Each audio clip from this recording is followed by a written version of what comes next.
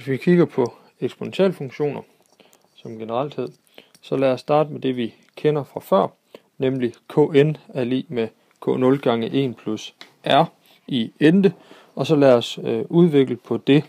Hvis vi tager det grafiske billede af funktionen kn er lig med kr opløftet i ente, så får vi altså et grafisk billede, der ser sådan her ud, hvor vi ser, at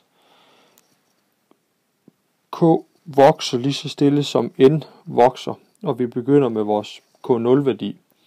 Vi kunne for eksempel tage et eksempel, hvor k0 var lig med 200, og renten var 2%. Så får vi altså, at kn er lig med 200 gange 1 plus 0,02 opløftet i ente. Altså kn bliver 200 gange 1,02 opløftet i ente. Hvis vi tegner det grafiske billede af det, så får vi altså, at vi begynder med 200, og n er vores terminer, som vokser, og så skulle kn jo gerne vokse derudad. Hvis vi kigger på eksemplet igen, og vi så tager et n skulle være lig med 10, så kunne vi regne ud, hvad vores værdi k10 var, nemlig 200 gange 1,02 opløftet i 10, og det giver altså 243. Det vil altså sige, at der hvor n er 10, der har vi altså en værdi over, der hedder 243,8. Altså vi går ind på grafen, starter der hvor n er 10, går op indtil vi rammer grafen og kører til venstre over på anden aksen, og der aflæser vi en værdi, der hedder 243,8. Nu prøver vi så at erstatte, således at vi nu vil skrive den på en anden form. Vi vil altså prøve at skrive den på en form, hvor det er afhænger af x og y i stedet for. Vi har altså erstattet kn med y og k0 med n med x. Så giver det os akkurat det samme. X er nu 10, og vi aflæser en y-værdi på 243.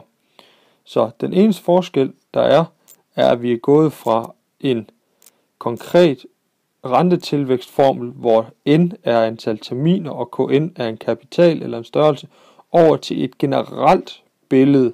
Vi har altså noget, der er helt generelt. Det kunne være bakterieudvikling, det kunne være snabelskosudvikling, hvor det afhænger af længden af snabelsko, og så er y skoens længde, eller sådan et eller andet i den stil.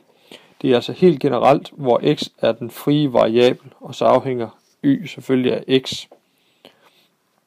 Så generelt udtrykker vi det som y er lig med b gange a opløftet i x'te, hvor der gælder, at b er en konstant. Det kunne jo for eksempel være de 200, vi havde fra før. Og a er også en konstant. Det kunne jo og det gælder så, at den skal være positiv. Det kunne jo for eksempel være de 1,02.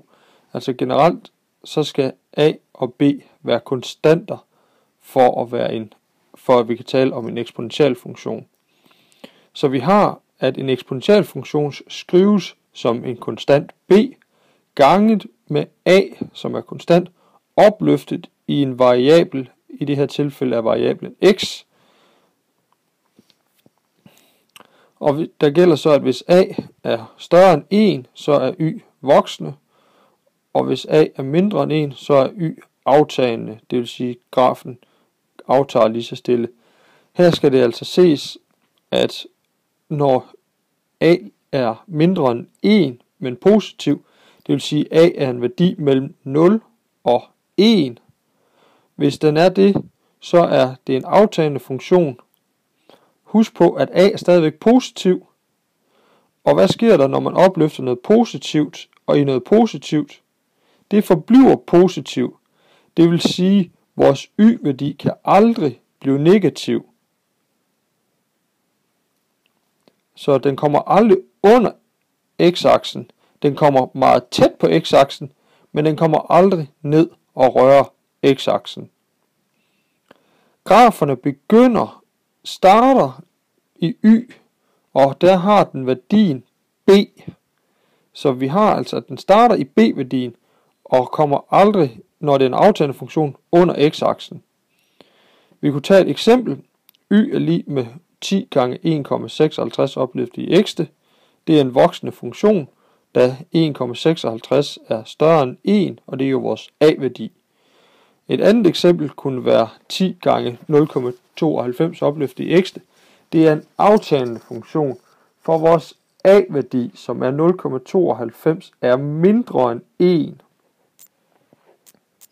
Så det er altså de generelle eksponentielle funktioner, der skrives som y er lig med b gange a opløftet i x.